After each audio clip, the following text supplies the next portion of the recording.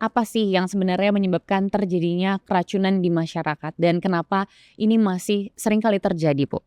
Secara umum memang keracunan pangan itu disebabkan oleh kekurangpahaman masyarakat itu terhadap masalah keamanan pangan ya.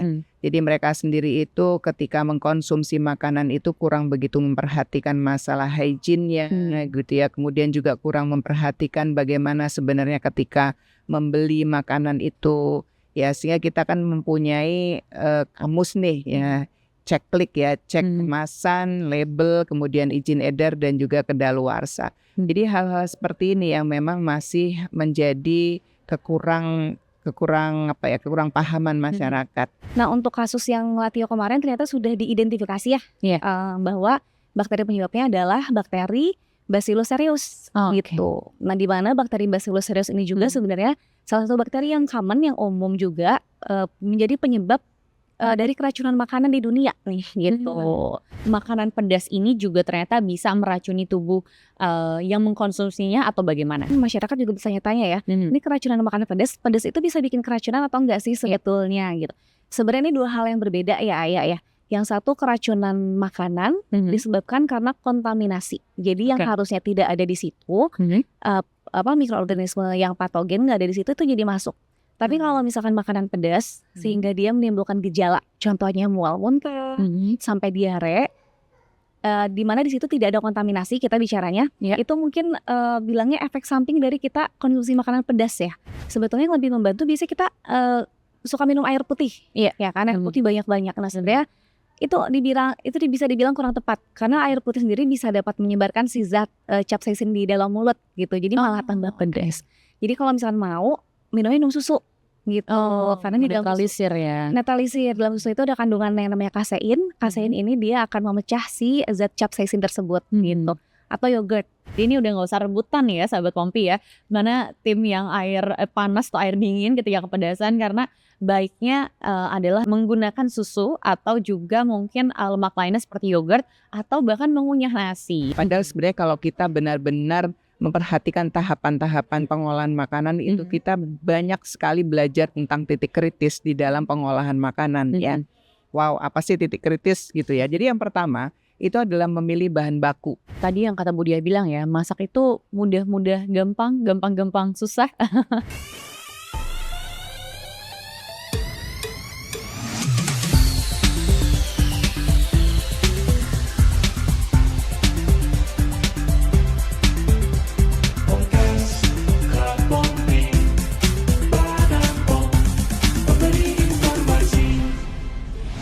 Hai sahabat Pompi, selamat datang di podcast Klub Pompi. Dan pastinya ketemu lagi sama Aya, kita akan membahas seputar keamanan pangan yang pastinya untuk menjaga kesehatan sahabat Pompi semua.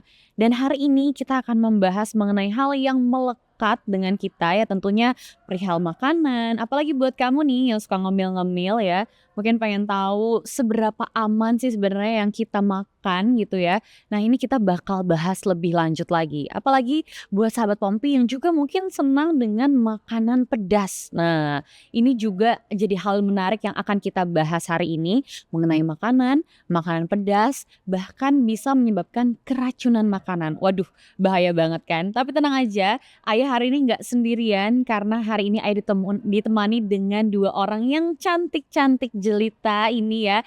Ada Ibu Dr. Adiah Sulistiorini APT MSc selaku pengawas farmasi dan juga makanan ahli Madya dari Direktorat Pemberdayaan Masyarakat dan Pelaku Usaha Pangan Olahan, dan tentunya bersama Dr. Sabrina Raisa. Halo. Cantik-cantik sekali kan sahabat Pompi ya yang menemani Ayah hari ini. Cantik banget ya. Seneng banget nih ya kalau hari ini kita bakal ngobrolnya seru-seru ya, tentunya nggak cuma Ayah sendirian, dan kita akan membahas mengenai makanan dan juga keamanan pangan nih ya Bu Dia dan juga Dokter Sasa ya. Jadi mungkin ini yang kita bahas pertama kali adalah sesuatu yang ramai kemarin di berita, yaitu mengenai makanan Latio. Ini lumayan cukup booming, kita banyak tahu, kita dengar ketika makanan ini memang banyak di pasaran, hingga akhirnya kemarin diputuskan untuk ditarik ya Bu ya. Nah ini adalah keracunan makanan Latio yang dimana korbannya adalah anak-anak sekolah, sangat disayangkan sekali. Nah menurut Bu Diah nih Bu, ini apa sih yang sebenarnya menyebabkan terjadinya keracunan di masyarakat dan kenapa ini masih sering kali terjadi Bu? Ya, terima kasih Mbak Aya. Halo sahabat Pompi, bertemu kembali ya kita dalam keadaan sehat walafiat ya. Semoga sahabat Pompi juga senantiasa dalam kondisi yang terbaik. Ya Mbak Aya, jadi keracunan makanan itu yang sangat heboh ya, kira-kira Latio yang merupakan sebenarnya pangan jajan anak usia sekolah gitu, dan juga menyebabkan banyak sekali terjadi korban gitu. Justru di kalangan anak-anak usia sekolah itu sangat-sangat memprihatinkan. Secara umum memang keracunan pangan itu disebabkan oleh kekurangpahaman masyarakat itu terhadap masalah keamanan pangan ya. Jadi mereka sendiri itu ketika mengkonsumsi makanan itu kurang begitu memperhatikan masalah hygiene-nya gitu ya. Kemudian juga kurang memperhatikan bagaimana sebenarnya ketika membeli makanan itu ya, sehingga kita kan mempunyai kamus nih ya. Cek klik ya, cek kemasan, label, kemudian izin edar dan juga kedaluarsa. Jadi hal-hal seperti ini yang memang masih menjadi kekurangpahaman masyarakat. Nah, untuk itu memang kita senantiasa harus menjadikan ini sebagai satu awareness ya, atau kesadaran kita semuanya bahwa sebenarnya masalah keracunan pangan ini bukan hal yang istilahnya sepele gitu ya. Dan keracunan makanan ini memang sebagian besar itu banyak terjadi di rumah tangga gitu ya. Dan kemudian juga pangan jajan anak sekolah dan kemudian baru catering, jasa boga dan sebagainya gitu. Ya, jadi Mbak Aya, kasus luar biasa. Jadi terbanyak itu tahun 2023 ya, disebabkan oleh mikrobiologi. Dan juga tempat yang banyak sekali terjadi KLB ini ya, atau kejadian luar biasa ini adalah pada rumah tangga sebesar 53,28% ya, diikuti pangan jasa boga dan pangan jajanan masing-masing itu 18,85%, pangan MD dan ML gitu ya juga, serta ketidakkonsistenan menerapkan cara produksi pangan olahan yang baik serta cara peredaran pangan yang baik. Ini berdasarkan laporan tahunan Badan POM tahun 2023. Jadi memang hal ini sangat memprihatinkan ya, terutama juga di samping dari masalah rumah tangga juga masalah pangan jajan anak sekolah gitu. Oke. Jadi memang ternyata hal yang sangat disayangkan kemarin itu terjadi bahkan di lingkup umur anak-anak sekolah ya Bu ya, dan ini bahkan termasuk kepada kejadian luar biasa. Dan kalau itu kan tadi dari segi keracunan yang terjadi di masyarakat dan juga mungkin kasus beritanya yang kemarin sedang ramai. Tapi mungkin ini pertanyaan untuk Bu Dokter nih Bu. Aku mau tanya dong, sebenarnya penyebab keracunan itu apa aja sih? Atau mungkin ada bakteri apa saja yang hingga akhirnya menyebabkan keracunan itu terjadi? Baik Ayah, jadi kalau kita bicara tentang keracunan makanan, keracunan makanan sendiri itu adalah kondisi di mana seseorang itu mengkonsumsi makanan yang terkontaminasi mikroorganisme patogen atau mikroorganisme yang menyebabkan sakit ya. Gitu. Itu bisa virus, bisa bakteri, bisa juga parasit, bisa juga bahan kimia yang harusnya tidak ada di suatu makanan gitu. Kalau bakteri, contoh bakterinya yang paling sering ada E. coli, mungkin sering dengar ya, atau salmonella. Salmonella biasanya ada di telur mentah. Iya, itu betul. paling sering denger ya. Benar. Kalau E. coli biasanya ada di daging mentah, itu paling sering banget. Atau misalkan masalah sanitasi yang kurang oke, hygiene yang kurang baik gitu. Kalau virus biasanya virus hepatitis A itu sering banget dan cepat sekali nularnya. Lalu parasit ada Giardia, Toxoplasma itu juga bisa masuk, dan bahan-bahan kimia yang seharusnya tidak ada di makanan gitu. Nah, untuk kasus yang Latio kemarin ternyata sudah diidentifikasi ya, bahwa bakteri penyebabnya adalah bakteri Bacillus cereus gitu. Nah, di mana bakteri Bacillus cereus ini juga sebenarnya salah satu bakteri yang common, yang umum juga menjadi penyebab dari keracunan makanan di dunia nih gitu. Jadi si bakteri ini kalau misalnya lebih lanjut lagi, dia itu tinggalnya di tanah, sebenarnya di tanah. Nah, gimana caranya tuh dia tuh bisa masuk ke makanan? Pasti kan ada proses yang tidak sesuai dengan alur lah ya gitu. Betul. Dari hygiene-nya gitu, dari storing makanannya, dari produsennya juga, mungkin dari distribusinya juga gitu. Oke, jadi kalau itu mungkin bahkan penyebab bakteri yang tadi terjadi pada keracunan latio itu bisa hinggap akhirnya ya ke tubuh anak-anak sekolah ini. Tadi nama bakterinya apa dokter? Bacillus cereus. Bacillus cereus. Yang sudah diidentifikasi. Oke, tapi kalau hubungannya dengan makanan pedas nih, karena kan sebenarnya latio ini secara spesifik ini adalah sebuah jajanan pedas ya. Itu apakah berhubungan juga dengan keracunan bakterinya, atau bahkan makanan pedas ini juga ternyata bisa meracuni tubuh yang mengkonsumsinya atau bagaimana sebenarnya? Oke. Pertanyaan yang bagus ya, karena mungkin masyarakat juga bisa tanya ya, ini keracunan makanan pedas itu bisa bikin keracunan atau enggak sih sebetulnya gitu. Sebenarnya ini dua hal yang berbeda ya Ayah ya. Yang satu keracunan makanan disebabkan karena kontaminasi. Jadi yang harusnya tidak ada di situ, mikroorganisme yang patogen nggak ada di situ itu jadi masuk. Tapi kalau misalkan makanan pedas sehingga dia menimbulkan gejala, contohnya mual muntah sampai diare, di mana di situ tidak ada kontaminasi kita bicaranya, itu mungkin bilangnya efek samping dari kita konsumsi makanan pedas ya. Biasanya makanan pedas yang terlalu banyak atau misalkan di makanan kemasan biasanya itu si bahan pedasnya kan, jadi kalau di makanan pedas itu ada satu bahan yang dinamakan capsaicin.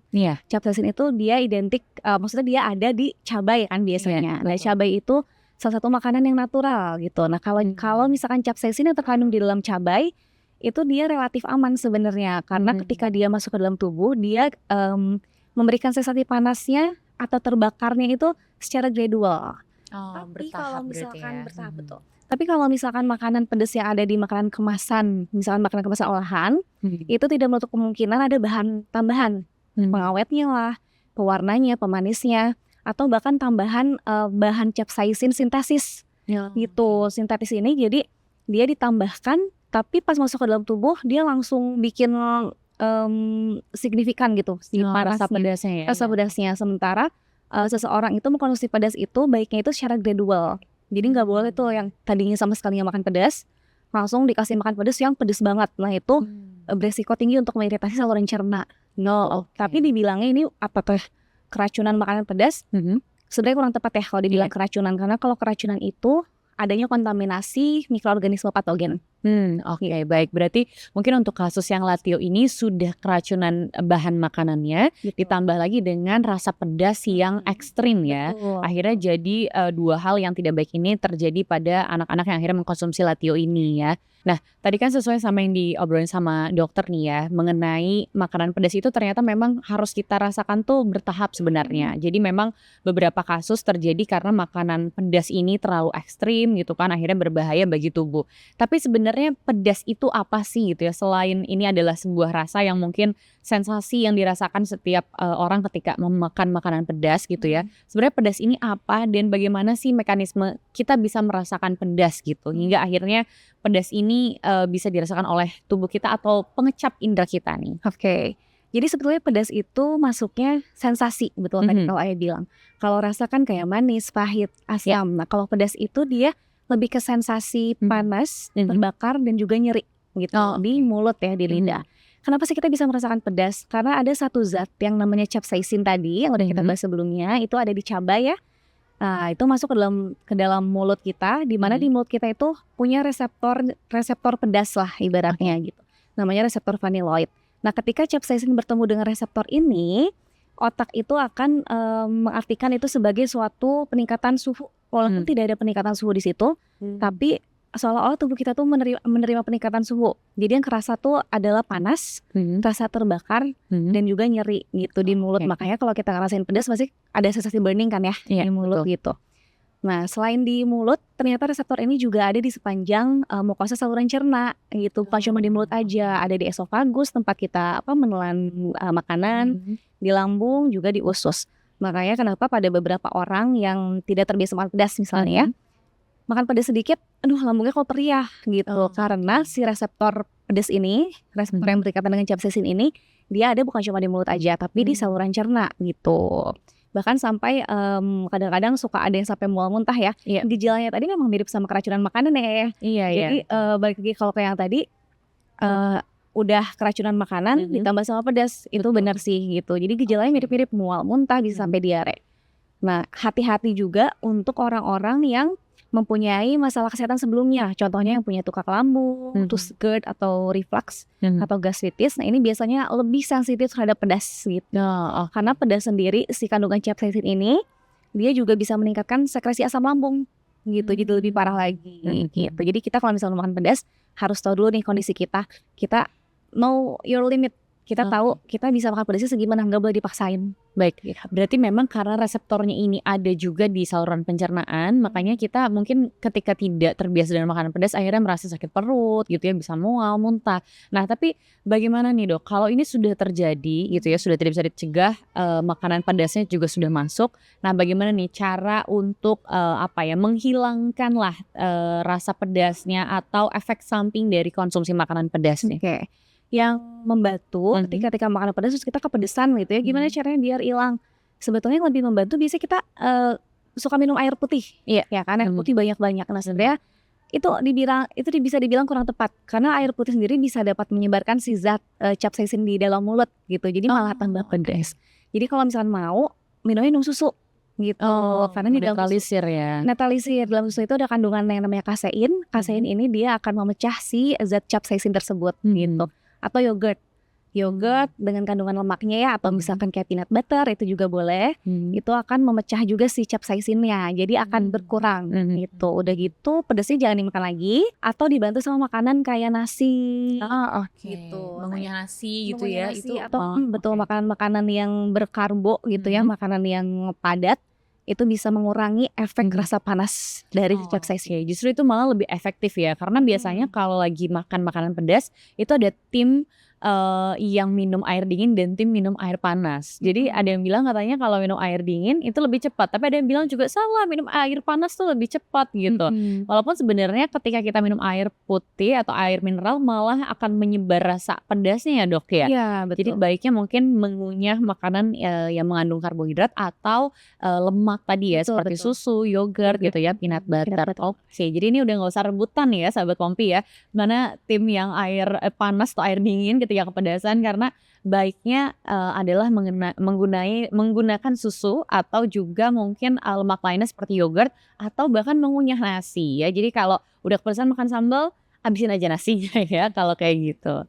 Nah, kalau ini berarti pertanyaan untuk Bu Diah nih. Tadi kita udah lumayan banyak membahas mengenai pedas ya Bu ya. Tapi kalau misalnya mengenai makanan itu sendiri, tadi ada keracunan makanan yang akhirnya menyebabkan mungkin sakit perut gitu kan, atau gejala-gejala lainnya.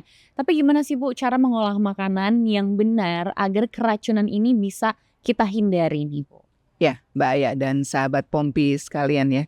Jadi memang sebenarnya yang namanya masalah mengolah makanan itu kan gampang-gampang susah ya. Betul. Susah-susah gampang ya.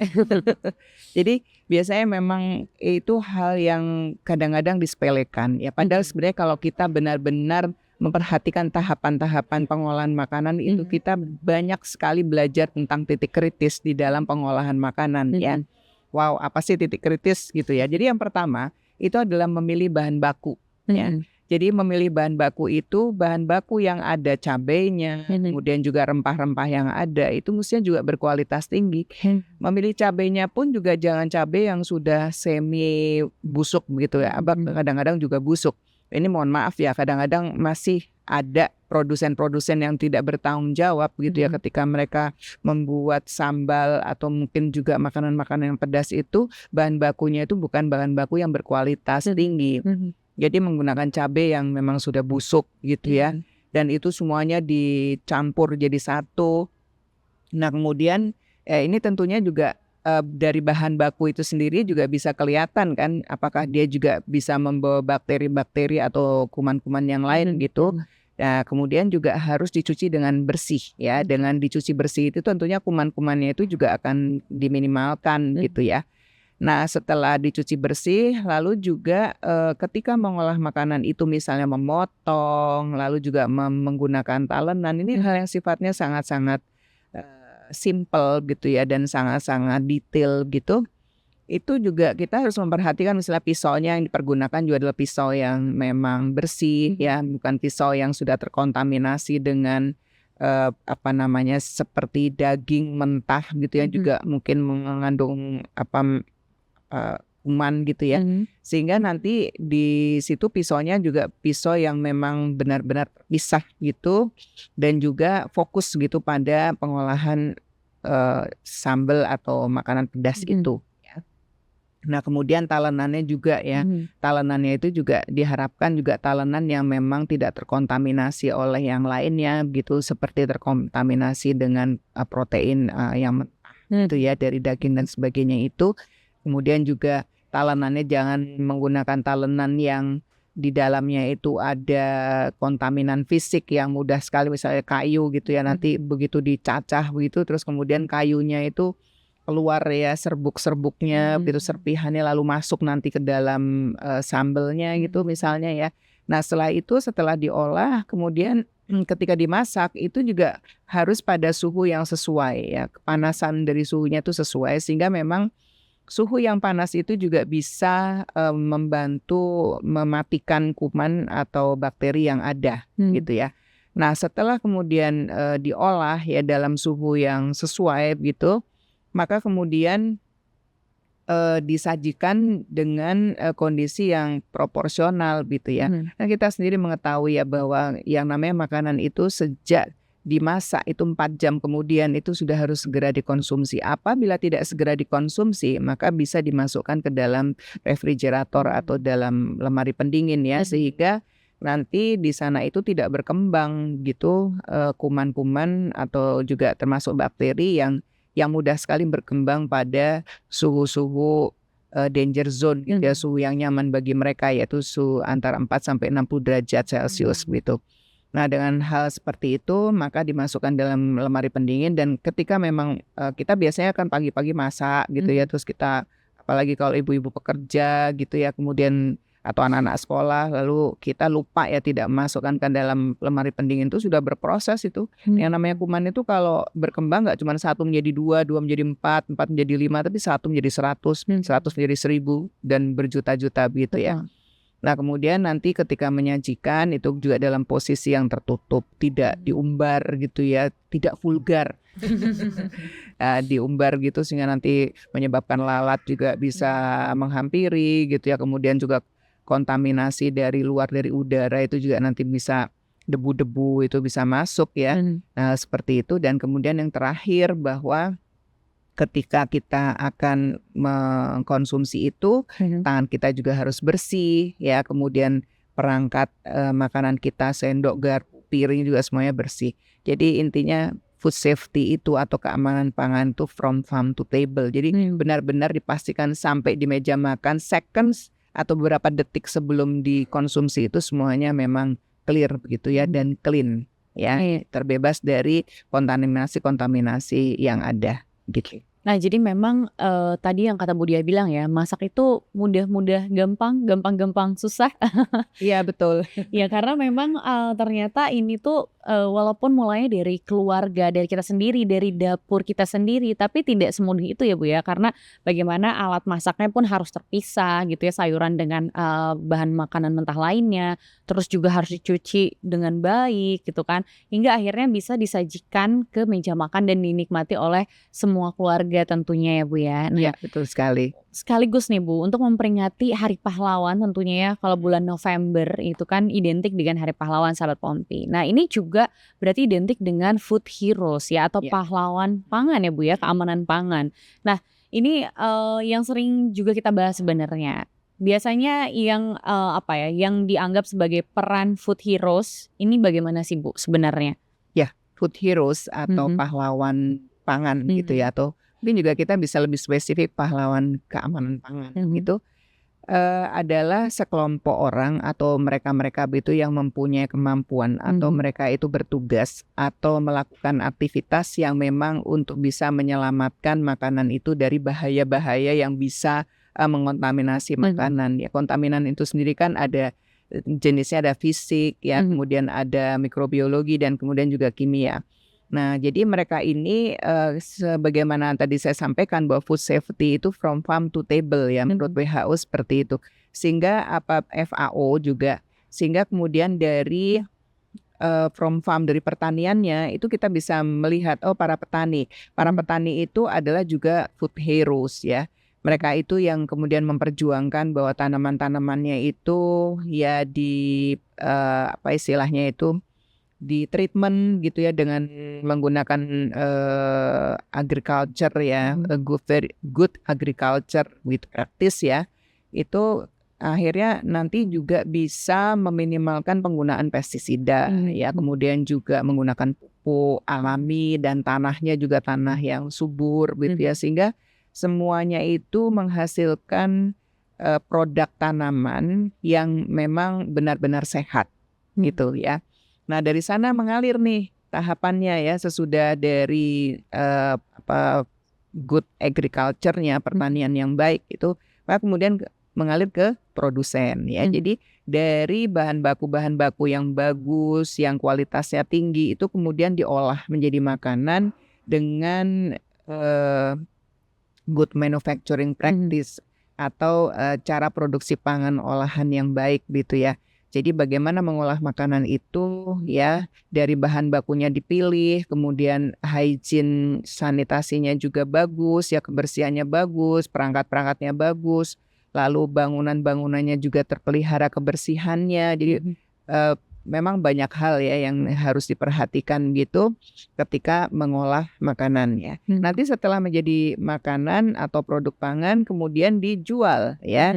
Nah ini harus menjalani sistem peredaran pangan yang baik gitu ya, atau good retail practice gitu ya, atau good distribution practice. Nah jadi di dalam menjual itu sendiri ini tidak mudah ya Mbak Aya ya, karena kadang-kadang produsennya sudah benar nih ya memproduksi, tapi kemudian menjualnya nggak benar. Misalnya salah satunya itu menjual nugget gitu ya, nugget atau frozen food gitu ya. Kami dari Badan POM itu sudah mengawal para produsen itu dengan secara detail gitu ya, secara berkualitas ya, bagaimana suhunya mereka tuh harus mengatur ya, kemudian juga memilih bahan bakunya benar. Dia semua itu sudah clear ya, sudah bagus ya, kualitasnya juga sudah bagus. Kemudian di pasaran yang namanya frozen food yang harusnya ada di dalam lemari es itu yang beku ya, itu dijual begitu di emper pasar begitu, ditaruh ya, kemudian mereka kemudian ya jadi lembek gitu kan, nggak keras lagi, dan itu yang namanya protein tinggi ya, itu sangat mudah gitu terkontaminasi dan timbul kuman-kuman di situ. Nah itu di pasar mudah saja orang seperti itu. Nah ketika kami juga melakukan pemeriksaan itu juga ya, si penjualnya itu bilang nih konsumen maunya begini.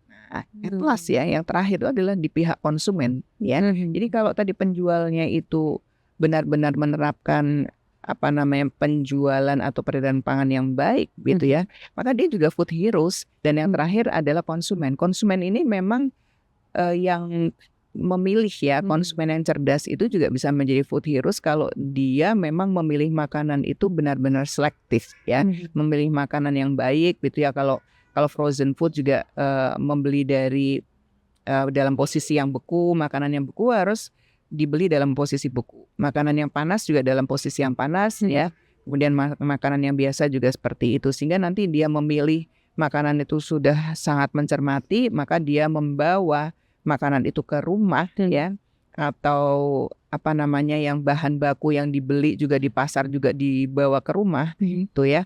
Itu kemudian di rumah diolah ya, mengolahnya pun juga tadi sudah seperti yang saya sampaikan. Sehingga semua proses itu yang ditopang oleh food heroes dari masing-masing step atau tahapan itu juga nanti akan menghasilkan food heroes di rumah ya. Jadi konsumen itu juga bisa menjadi food heroes kalau dia memang memperlakukan pemilihan makanan ya dengan ceklik ya tadi, apalagi tadi ya ceklik ya, cek kemasan, label, izin edar dan kedaluarsa gitu ya sahabat Pompi. Jadi jangan lupa ya ceklik ya.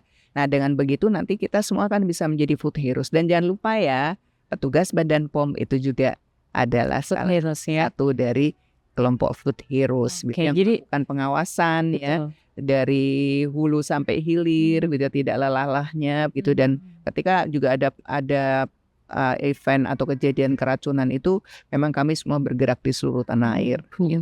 Oke, jadi memang ternyata Food Heroes ini banyak sekali ya Bu ya urutannya, bahkan dari peternak, petani hingga kita sendiri. Tapi kalau untuk Dokter Sasa nih, Food Heroes-nya siapa Dok? Oke. Diri sendiri?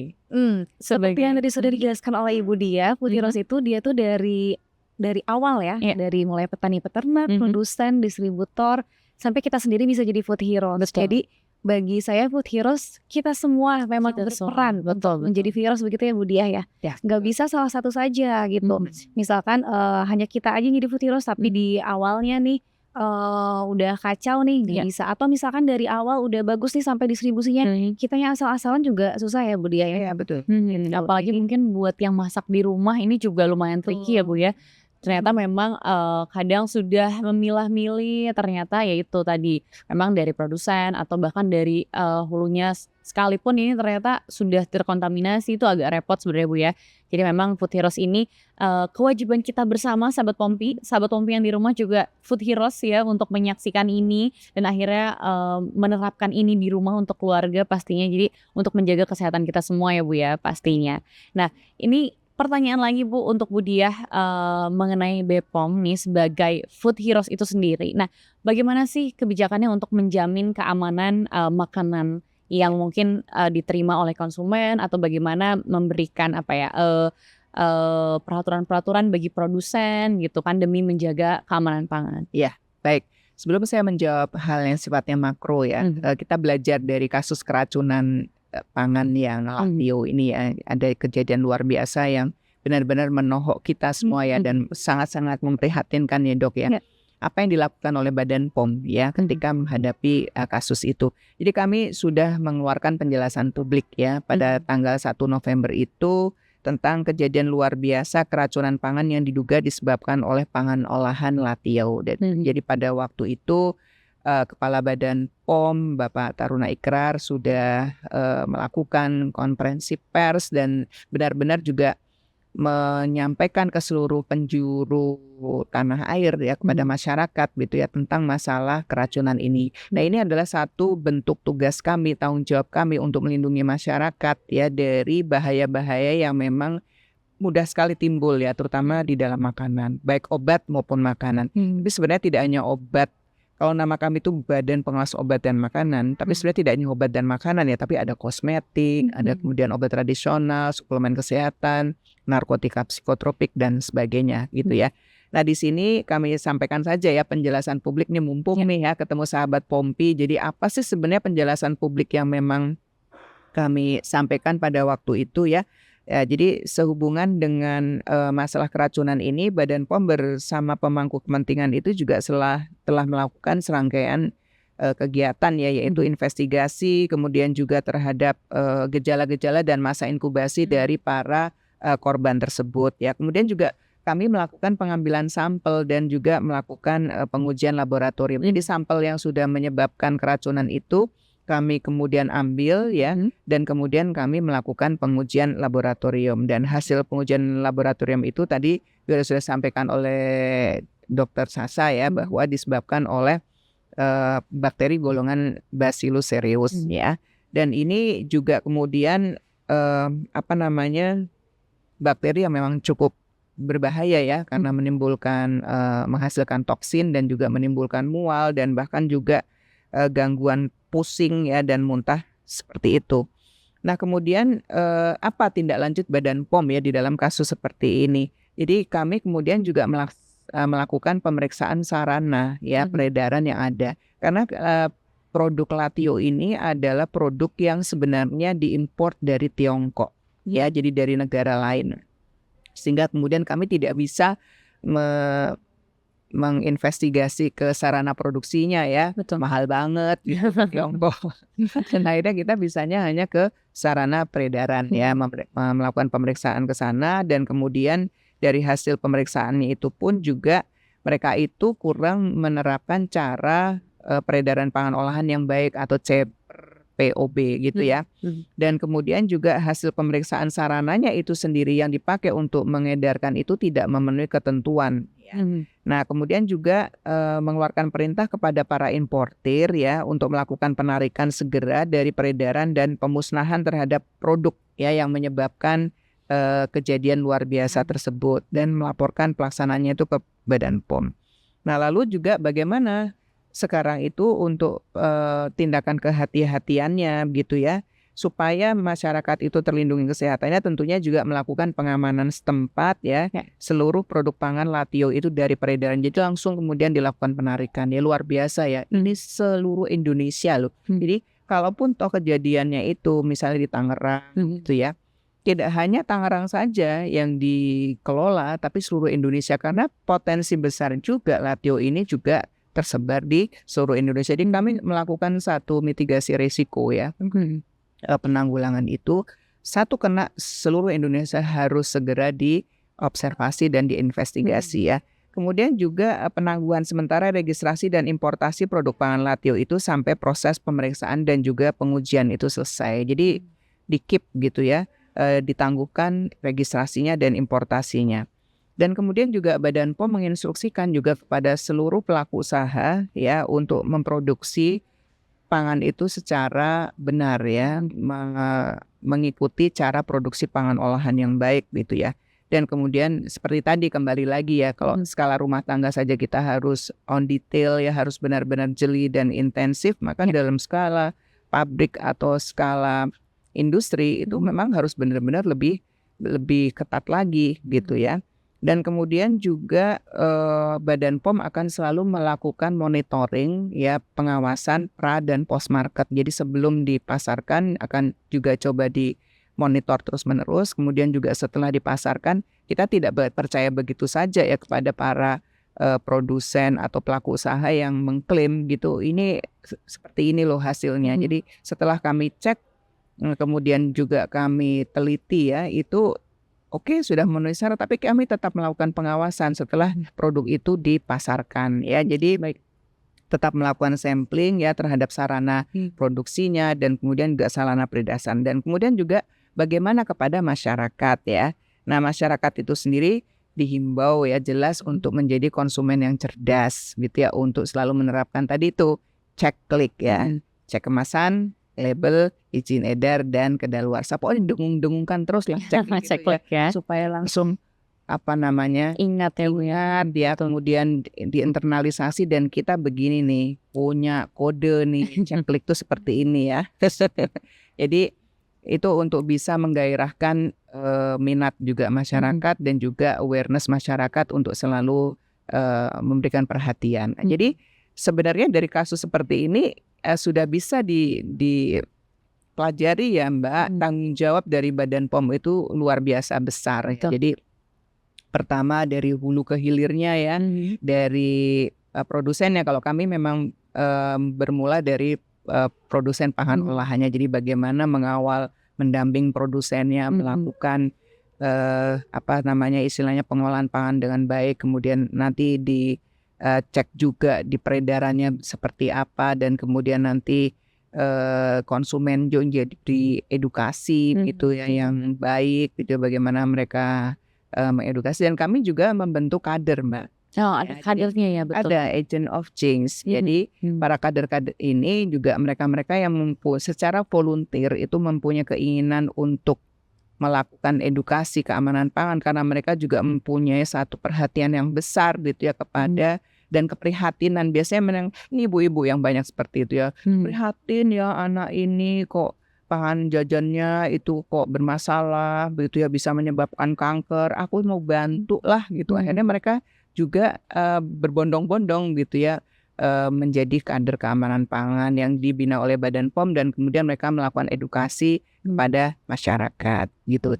Jadi kami selalu bergandengan tangan dengan masyarakat ya di dalam mengawal keamanan pangan ini, dan juga melindungi masyarakat dari bahaya-bahaya keamanan bahaya-bahaya pangan yang memang tidak aman gitu ya Mbak ya.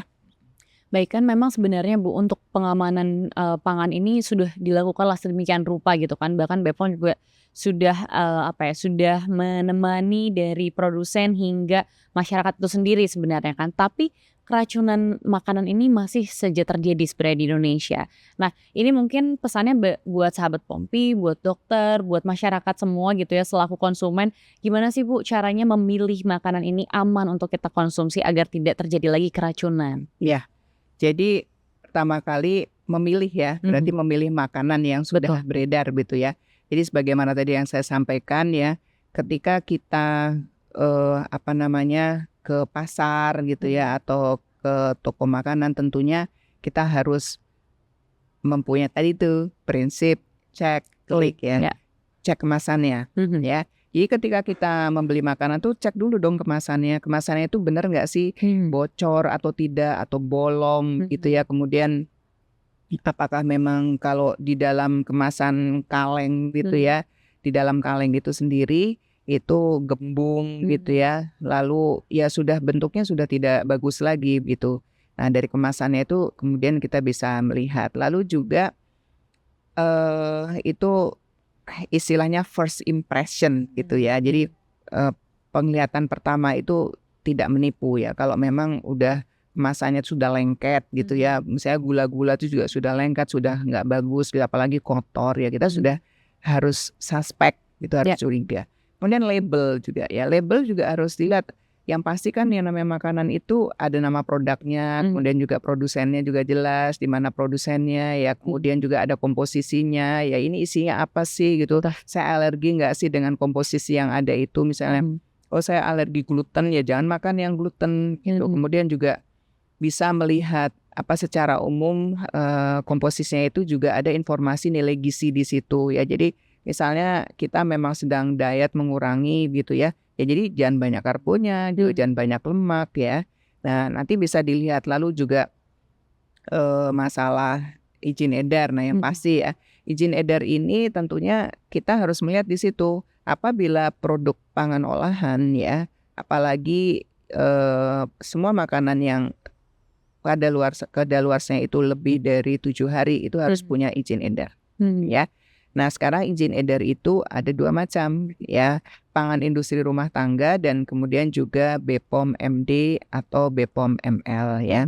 Nah jadi di situ lihat ada izin edarnya apa enggak gitu. Kalau misalnya di situ tidak dalam kemasan, kemudian tidak ada izin edarnya BPOM ML atau BPOM MD. Nah kalau kasus yang Lateo ini kan BPOM ML harusnya karena import dari luar negeri. Kalau MD itu makanan dalam negeri, ML makanan luar negeri ya. Itu dilihat ada 12 digit di situ ya. Kalau sudah ada berarti paling tidak sudah dijamin oleh Badan POM ya tentang kualitas dari produk itu ya. Nah dilihat dari itu saja, itu sebenarnya simple thing ya, masalah yang sangat simple ya secara sepintas, tapi itu sebenarnya sangat-sangat menentukan kualitas makanan kita. Apalagi kalau sudah kadaluarsa ya jangan dibeli, apalagi dikonsumsi H-1 dari kadaluarsa itu sendiri. Atau biasanya juga di situ disebutkan best before ya. Nah kita tidak perlu, jangan lagi mengkonsumsi makanan, jangan kemudian nekat gitu ya. Apalagi ini Mbak, maaf saja ya kadang-kadang nih ya, penjual itu karena sudah mau kadaluarsa itu diubral diskon ya, beli 2 dapat 1 gitu ya, pasti jadi 3 gitu ya. Itu murah sekali harganya, dan itu orang berlomba-lomba untuk membeli, padahal mungkin kadaluarsanya udah tinggal besok gitu. Emang dia sengaja dijual murah karena sudah mau kadaluarsa. Nah ini juga hati-hati. Nah kemudian yang terakhir seperti itu ya, sahabat Pompi, klik kemasan, label, izin edar, dan kadaluarsa. Ini benar-benar semuanya kalau sudah bisa seperti itu, maka insya Allah akan lebih aman gitu ya. Nah kalau misalnya pangan jajan anak sekolah nih terutama ya kan juga banyak sekali ya bahan berbahaya yang bisa saja terjadi di situ ya.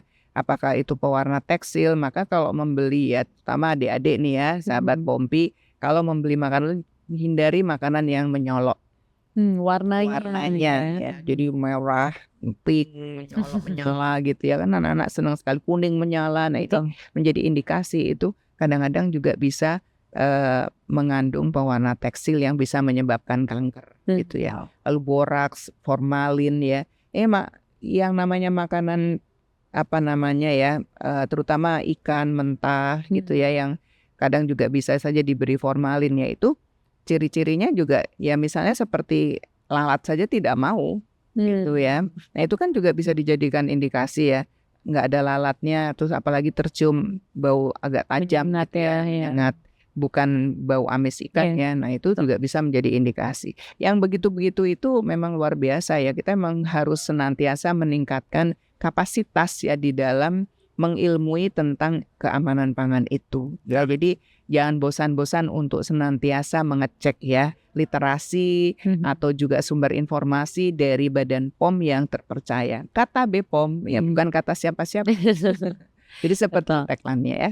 Oke, jadi jangan bosan-bosan cek klik ya sahabat Pompi. Ini nggak boleh bosan cek klik demi kesehatan makanan yang kita konsumsi setiap hari. Dan sebelum kita mengakhiri obrolan ini nih, pertanyaan buat dokter dan juga Bu Diah nih. Kalau untuk dokter sendiri nih, boleh nggak disampaikan pesan-pesannya nih untuk sahabat Pompi, gimana sih caranya untuk menghindari kita dari keracunan, menjaga tubuh kita agar tetap sehat juga gitu kan. Apalagi sekarang udah banyak banget jenis makanan, udah tidak terhitung, jenisnya macam-macam, bahkan belum lagi makanan-makanan yang import gitu kan.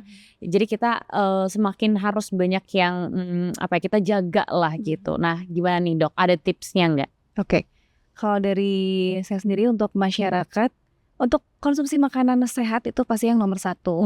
Dengan maraknya makanan yang bermacam-macam, tadi kata Bu Diah ada warna yang gonjreng ya, merah kuning hijau, terus makan import yang banyak. Nah baiknya kita kembali back to basic aja. Coba makan di rumah, karena paling sehat pasti makan di rumah gitu ya. Buatan ibu, buatan sendiri mungkin kalau sudah menjadi ibu untuk anak-anaknya gitu. Coba itu dilakukan karena kita dapat membeli sendiri dan tanpa pengawet, tanpa pewarna gitu ya. Karena kan keracunan makanan juga mungkin ada kontaminasi dari bahan kimia tambahan kan gitu.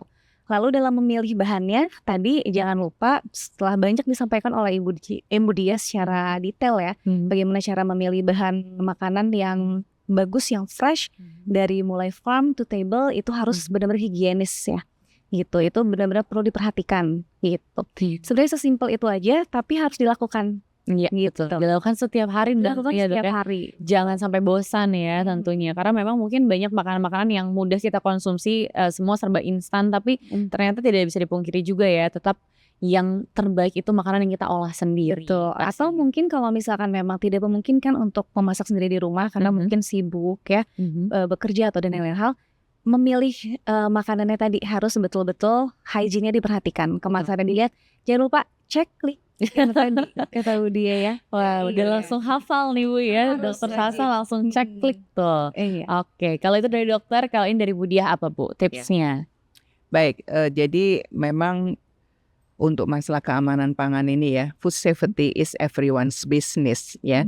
Jadi keamanan pangan itu adalah tanggung jawab kita bersama semuanya ya. Jadi dari awal sampai akhir dia perjalanan pangan itu rantai pangan itu memang sangat panjang ya. Jadi kadang-kadang kita sendiri tidak bisa membayangkan ya betapa perjalanan pangan itu sangat panjang dari sejak pertanian sampai di atas meja makan kita, from farm to table itu ya.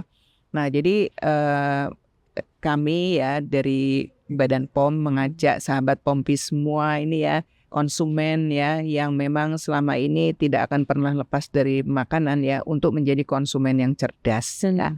Dan kemudian juga mari kita senantiasa melakukan literasi keamanan pangan itu dengan baik ya, melakukan jadi komunikasi, informasi dan edukasi dengan baik, terus menerus gitu dari hari ke hari itu ditingkatkan pengetahuannya, dari pengetahuan ya. Dia tadinya tahu ya, kemudian yang tadinya tidak tahu menjadi tahu ya. Nah setelah tahu kemudian mempunyai pola pikir yang baik ya. Kemudian nanti dari pola pikir yang baik kemudian nanti menjadi perilaku yang baik, dan akhirnya apabila perilaku itu dibiasakan akhirnya menjadi budaya ya. Dan at last akhirnya menjadi budaya keamanan pangan ya. Nah kalau kita sendiri sudah punya budaya keamanan pangan yang bagus, marilah kita mengajak yang lainnya juga untuk melakukan hal yang sama, karena kita ini tidak henti-hentinya akan selalu mendapatkan kejadian di lingkungan seputar kita ini ya. Mereka-mereka yang tidak paham, mari kita ajak mereka, jangan tinggalkan mereka, dan jangan juga membiarkan ya teman-teman kita, tetangga kita untuk meneruskan kebiasaan yang tidak buruk, karena apabila nanti mereka menjadi korban, maka kita juga yang menjadi tanggung jawab. Misalnya ada tetangga yang keracunan loh, harusnya kan kita juga memberikan edukasi dong gitu kan ya. Kalau kita memang tahu, jadi jangan kita acuh terhadap lingkungan kita ya. Jadi mari kita semua peduli. Nah, dan kami selalu welcome apabila sahabat Pompi juga ada yang ingin menjadi kader keamanan pangan ya. Mari bersama-sama dengan Badan POM kita ciptakan keamanan pangan yang optimal di lingkungan kita masing-masing. Demikian Mbak Aya. Terima kasih banyak Bu Dia dan Dokter Sasa. Seru sekali kita ngobrol hari ini. Kita tadi sudah banyak bahas mengenai keracunan makanan, terus juga makanan pedas dan juga food heroes pastinya ya. Karena spesial kan bulan November, Hari Pahlawan, hari ini juga food heroes nih. Banyak sekali memang pahlawan di antara kita semua ya untuk menjaga keamanan pangan tentunya. Terima kasih sekali lagi. Semoga Bu Dia dan Dokter Sasa selalu sehat dan sukses selalu. Nanti kita ketemu lagi ya di episode selanjutnya. Terima kasih banyak sahabat Pompi. Itu dia keseruan kita membahas seputar makanan pedas, food heroes dan juga keracunan makanan. Jadi jangan sampai keracunan makanan lagi. Setelah kamu tonton episode ini, pasti sudah lebih pintar untuk memilah-milih makanan yang baik dan sehat untuk tubuh kita tentunya. Dan jangan lupa juga untuk follow Instagramnya di klubpompi.bepom ya. Atau juga kamu bisa download aplikasinya ya di Bepom Mobile. Dan untuk mengetahui semua informasi tentunya. Dan pastikan kamu tonton terus episode selanjutnya ya di YouTube-nya Klub Pompi. Sampai jumpa. Bye-bye.